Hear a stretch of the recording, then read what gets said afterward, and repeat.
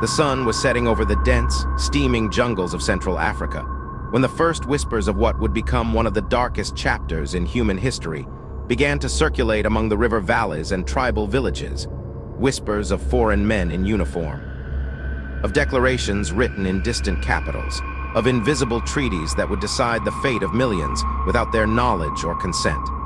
It began on a cold November day in 1884, when the powerful rulers of Europe, cloaked in the righteousness of civilization and commerce, gathered in a grand hall in Berlin to carve up a continent they had never seen, a place they understood only through maps and market prospects, proclaiming to the world that their mission was to organize trade and protect native peoples. But behind the polished speeches and diplomatic niceties lay a far grimmer truth: the systematic exploitation and subjugation of Africa and its inhabitants for profit, power, and prestige. Imagine a grand table polished to a high sheen, strewn with maps and teacups, around which sat the architects of empire: Britain, France, Belgium, Portugal, Spain, and others, each with gleaming eyes fixed on lands rich in untapped resources: gold, ivory, rubber, fertile soil, and human labor. They spoke in measured tones of progress and moral duty, but in truth they spoke of conquest. And when the ink dried and the declarations were published, the borders of an entire continent were redrawn in straight lines, heedless of rivers, mountains, or the millions of people whose lives flowed along paths far older than the ambitions of European monarchs. The treaty that emerged from that conference awarded vast swaths of Africa to distant crowns. England claimed what would become Nigeria, Kenya, and South Africa. France took West Africa and Algeria.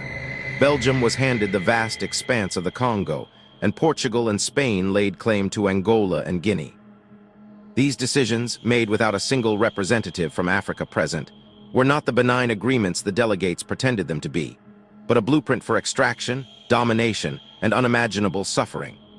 Nowhere did the darkness of this era grow more twisted or more tragic than in the Congo, where King Leopold II of Belgium, a monarch obsessed with wealth and legacy, laid claim to the heart of Africa as his personal fiefdom.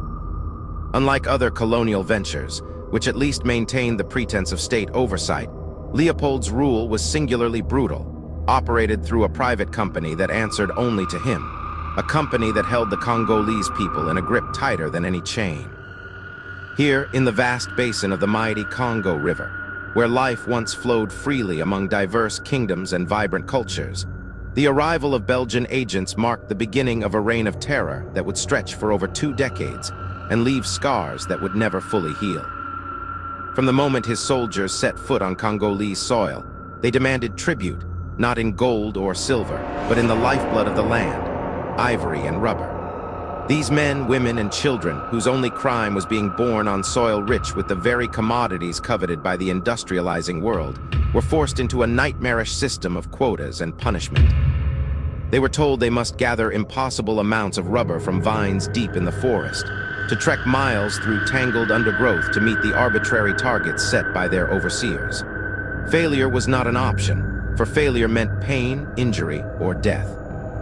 The soldiers of Leopold's Force Publique, mercenaries bound by fear and greed, carried out the orders with an efficiency born of cruelty.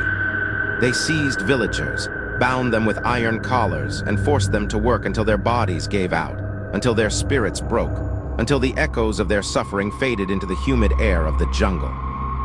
Those who could not meet the quotas, whether due to illness, exhaustion, or simple human limitation, were met with unimaginable punishment.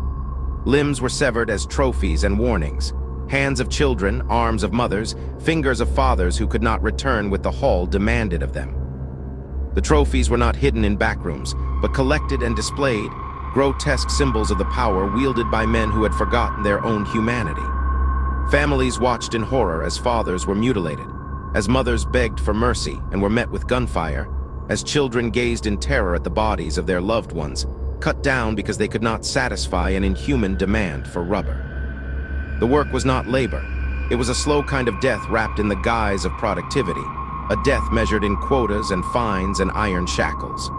Villages were emptied, fields untended, and the rhythms of traditional life were shattered as the Congolese were thrust into a cycle of terror that knew no end.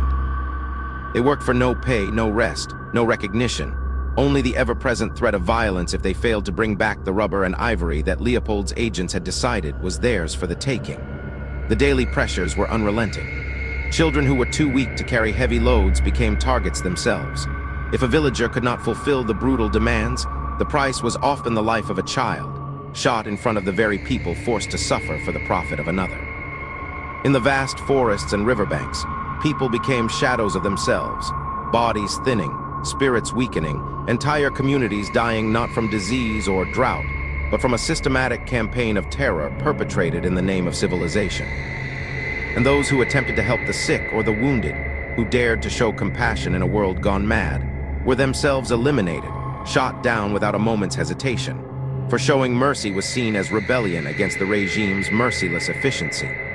Thousands upon thousands perished, their bodies left in the wilderness, swallowed by the very land they had worked so hard to feed. The toll was absolute and devastating.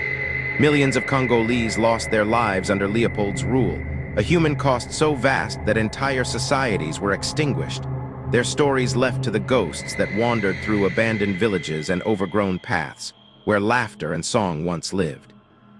10 million souls, many more than some estimates suggest, simply erased from the world in the span of just 23 years. A genocide wrapped in the language of trade and national interest, ignored by the powers that be until the cries of missionaries and a handful of brave journalists finally pierced the veil of polite society in Europe. But even as the truth emerged, Leopold himself remained flagrantly proud of his accomplishments, using the wealth extracted from the blood-soaked land to erect grand monuments back home. The Palace of Leopold, a testament to his supposed greatness. The Cinquantenaire Arcade, celebrating 50 years of Belgian independence, funded by the suffering of a distant people whose names would never be etched in stone. These edifices, gleaming and unrepentant, stand to this day, silent witnesses to a past that many would rather forget, but one that must never be forgotten. For in the shadows of those marble halls lie the stories of fathers and mothers, of children cut down before their time, of villages emptied and spirits broken. The history of the Berlin Conference and the brutal colonization that followed is not merely a tale of political maneuvering and diplomatic intrigue. It is a story of human lives caught in the crosshairs of ambition, a narrative of suffering inflicted in the pursuit of wealth and power, of a world shaped by decisions made in distant capitals without regard for the human cost. It is a warning of what happens when empathy is cast aside, when people become commodities on a ledger, when one group's prosperity is built upon the exploitation of another's misery. And so we tell this story not just as a record of facts and dates, but as a reminder of the faces behind the numbers, the mothers who wept for their children, the fathers who labored until their last breath, the children who never grew old, cut down in a system that saw them only as means to an end. We trace the arc from the polished halls of Berlin to the bloodied forests of the Congo, from the eloquent speeches of self-proclaimed civilizers to the cries of the oppressed in the heart of Africa, and we ask ourselves, how could such cruelty have been justified? How could nations proclaiming progress and enlightenment have perpetrated such atrocities?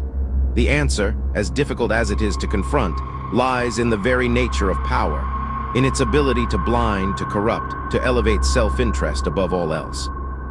The legacy of the Berlin Conference and Leopold's Congo reverberates to this day in the borders that shape modern Africa, in the economic disparities that persist, and in the memories of those whose ancestors carry the weight of a history written in blood. As we stand on the shoulders of those who came before us, it is our duty to remember, to educate, to ensure that the horrors of colonization, of forced labor, of stolen land, of lives deemed expendable, are never repeated.